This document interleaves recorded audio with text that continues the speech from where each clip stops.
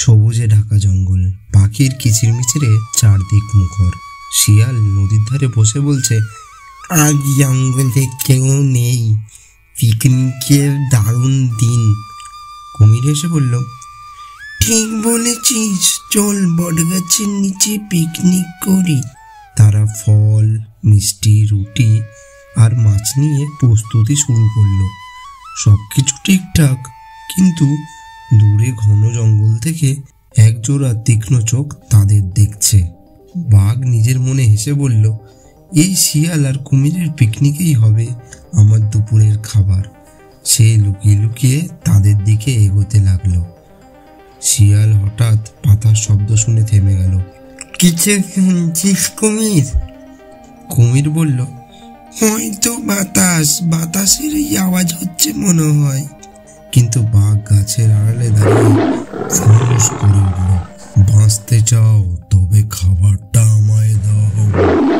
শিয়াল গলা কাঁপিয়ে বলল, বাগদা, তুমি আমাদের মারো না, বরং সঙ্গে বসে খাও। বাঘ বলল, আমি কাঁচা মাংসই খাই। কুমির ভয়ে নদীর দিকে তাকালো, আর শিয়ালের চোখে দুষ্টু বুদ্ধির ঝিলিক খেলে গেল। শিয়াল ফিসফিস করে বলল, চল এর ব্যবস্থাটা করে দিই, আজকে ভালো করে ব্যবস্থা করো।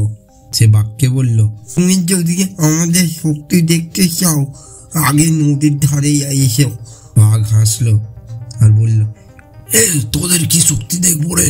তোরা তো বেটা শিয়াল আর কুমির, তোদের আবার কি শক্তি আছে? শিয়াল বলল, তুমি আগে নদীর ধারে এসে তো তারপর দেখতে হবে কি শক্তি আছে, কি শক্তি আছে।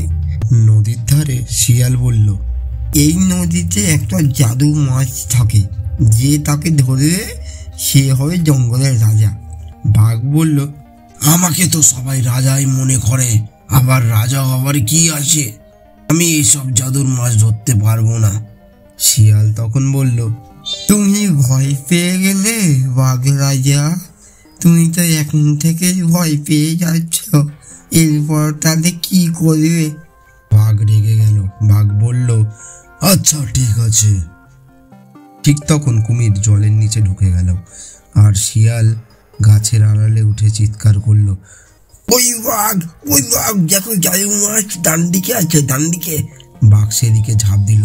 কুমির তার লেজ দিয়ে এক ধাক্কা মারল। বাঘ নদীর মাঝখানে পড়ে গেল, কারণ কুমির জানতো যে ডাঙায় তার সাথে বাঘ পেরে উঠবে, কিন্তু জলে কুমিরের সাথে কেউ পেরে উঠবে না। বাঘ সাঁতার কেটে উঠতে চাইছে, কিন্তু নদীর কাদায় পা আটকে গেছে। শিয়াল হেসে বলল, রাজা তো এখন মাছের সাথে খেলছে রে, কি খেলা খেলছে রে রাজা? বাঘ গর্জে উঠল, আমি তোদের ছাড়বো না, আমি তোদেরকে কাউকে ছাড়বো না।